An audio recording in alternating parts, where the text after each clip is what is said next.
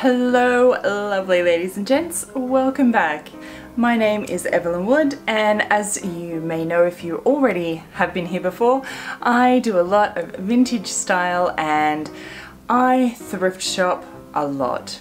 And I like to turn these thrift store finds into vintage style outfits. And today I thought I would show you this mega thrift haul of what I got and what I plan to do with them.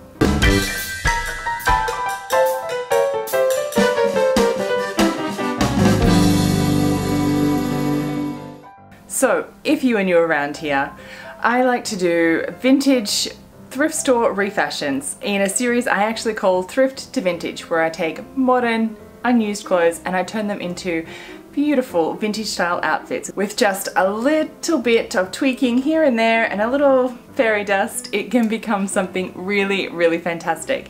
And of course, when I go to the thrift store, this is where it actually starts. So I know you guys love to see what I've got, and I have to be honest, I've actually split this into two. So recently I went to an event. It's an annual event, and this is the 4th year that they've held it, and it is called the world's biggest garage sale. So here it was this huge warehouse, like I mean so huge. I've never been to anything. This is definitely the biggest rummage that I've ever been to. So everything was really well priced, and there was just so much stuff there. So I have split this haul into two, so look out for the other pair to this thrift haul. So first of all, clothes. Now I got a few scarves to start with. So everything I'm going to show you in this video, I forget how much it was all priced individually, and there's a little haggling going on, so it would approximately be about $35 for the lot of everything that I got in this video that I'm going to show you. So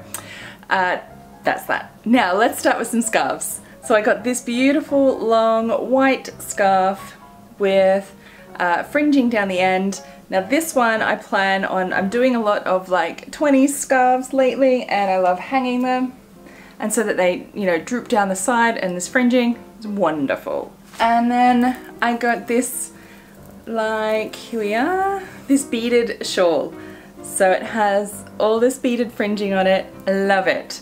So, I mean, I just love these. I like to wear them as is. Maybe plan on learning how to do some embroidery and actually embroider on this, and some beautiful like colored floral would be beautiful. But these real nice 1920s piano shawl type of a look without the cost of a proper piano shawl. And now I love big pashminas for traveling, particularly on airplanes where it's quite cold. And I found these two that I loved. So this one, I only have black of these until now, so I got both of these. This one here in this beautiful print. I love this red. It will really bring some color to my outfits. It'll match all the sort of navies I tend to wear a lot of when I go away, and it is just enormous and beautiful and warm. And then this bright blue one as well. It is super soft. It's beautiful rayon, this particular one is. So just beautiful for those traveling airplane rides, or even like an evening when you actually need something to keep you warm. So I'm really happy about those two colors that I got. This one has this amazing, fabulous beaded trim down the bottom. Now I actually plan on using these as like side panels, so that they'll just flap down and swish around the skirt. For a 1920s style dress. So one of my sewing students was actually making something with little side panels, you know, swishing down separate ones like this. And I saw this and instantly thought that this would be perfect with this beading and everything on it already. So I don't like to plan to bead things myself, so if I can buy things already beaded, I do. Okay, so this dress here I got, here we are. Now this one is definitely a refashion in the making. So I think this is maybe 90s, and it's quite long. It's got splits down the side. They'll all be changed. Okay, so I think this one is a beautiful sort of cotton, or maybe a poly cotton, but more to the cotton side. So that's really important for me for summer in where I live. And it just matches my wardrobe beautifully. So you'll probably see that one in future videos, refashion videos. Now this here, I can't believe, these were originally all priced for $3 each, but I got them for about half of that even a little bit less. This here is a gorgeous silk nightgown. So it's really super light, printed, it's got just a little pocket. So it is missing its tie, but it is just divine, and it's silk and it's light and floaty and wonderful. So for that kind of price, I couldn't leave it behind. So I'll either use it as a nightgown or maybe even as outerwear for sort of a 20s floaty look. So we'll see what happens with that one. Now this here is the biggest caftan you've ever seen in your life. So I know, it just looks like a giant piece of fabric. So it's actually a like a rayon, and it's very, very sort of like a georgette. It is stitched down the side here in a true caftan style. So I just loved that it is not polyester and that I love the print of this. So I'm probably going to do a 20s refashion on this one, similar to the black and white stripy one that I've already done in my 1920s refashion video for that one. So it's black and white stripy dress. If you haven't seen it, I'll probably put the link below, but I'll do a similar refashion for this green one. Now this one here I love. I'm sort of really getting into, even though it's coming summer for me, I might have to wait a while, into like layers and soft floaty layers as outerwear. This here is my color of navy, if you couldn't tell already. Just a little jacket. It's just a chiffon. Quite see-through, but it's really, really long. So it goes all the way down. Again, it's got some splits in it, but I'll sew those up. And I'll definitely do something with these sleeves. Like, that's a bit not so nice just sitting there like that. Probably something with the collar. So a little tweaking on that one, not sure yet. But I just love this one. Okay, this one is polyester, but I sometimes make an exception. Now this is just a little like kind of burgundy brown. I don't really do brown, but it's a bit burgundy, so I'll give it a go. It's just like a little slips, just goes straight down.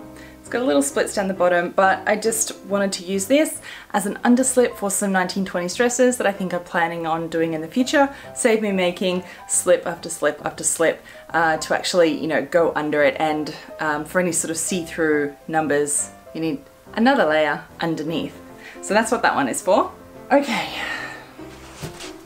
so let me take you through the fun sewing things that I found, starting with this fabric. Now they didn't have a lot of fabric. There's some curtain fabrics, which I'm not into, but they did have this. It looks like a linen, but it kind of crushes like a cotton, and it feels a bit more cotton-like. So I'm not sure if it is cotton or linen, but it is super soft, just a little bit sheer. It's like a sort of a really loose weave, and it's really light, and obviously natural fiber, which I'm just loving, and I've actually wanted to get some white just like this, so it's fantastic. This whole roll I think I got for $7. It's hard to tell how much is on there, maybe 6 meters? Could be more, but it's hard to tell. So that was a super good find, and I'm so excited about that one and what I can create. Okay, I found a few little ribbons. This one here is vintage cotton trim that is just lovely. And there's several meters of this one here, maybe 4 or 5 meters, I'd guess. There's a few little stains on it, but with a good soaking, I think they'll come out pretty easily. So quite happy about that little one. I think it was 50 cents or $1. And then this one came in the bag, and it was all sealed. So just like in the bag. And I actually thought that it was like separate little motifs. So it was kind of like a lucky dip. But when I pulled it out, I've discovered that it is actually all intact in a trim. So I'm going to add this one to my stash, because you never ever know when you just need that perfect trim for that garment that you're making.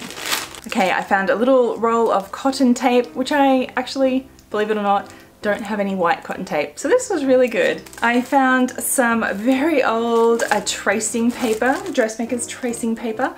Now I actually really don't use this, but for 50 cents I can't say no, because you never know when I might need something like this. They are quite good for collars sometimes, but I usually use brown paper and just transfer it, so but it's going in the stash. And then I found some patterns. So I can't believe these vintage patterns were sitting there. So this is a little toddler one. So I found all of these from the 1960s. Most of these, maybe some from the 50s. This here, this here. Now I don't sew these 60s dresses, obviously, but I do have clients that sometimes want all sorts of different designs, and I just can't help myself but yeah, add them to my collection. So I have no idea if they're complete. Some are better than others, but they're adorable and I love them. Like this one there. It's a little worse for wear in the packaging. Not so vintage, but just a little nightgown, and like this sort of off the shoulder, should I ever need one, just like this. And last but not least, for at least this lot, is a sewing book. So I always love these vintage sewing books. This one's probably not all that old. I particularly like the ones from 30s or 40s, but this one's probably 70s. Let's see. Copyright 1978. So I just love seeing the way that they explain things often and the illustrations that they have. It helps me, you know, sometimes I need to explain things different ways to new students that I have, and just really helps me think of different ways I can show and explain how to do different sewing techniques. So I always love collecting these. And that is the halfway mark. Yes. Well, that is the end for this. This is why I decided to split it into two pieces. So I really hope that you've enjoyed looking through my loot and seeing what I've got. Now, some of these will of course turn into future videos, as I said, so I really can't wait. I hope I get some personal sewing time pretty soon to do some of those.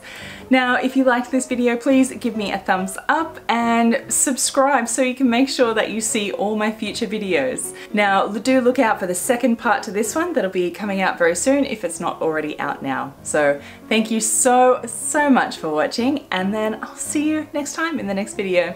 Bye. Okay, so someone's made their own little pattern here. They've made a back facing. Might save me making one myself. Oh yes, and someone's made some other alterations where they're going to cut it into a tiny little mini dress. It's definitely the 60s.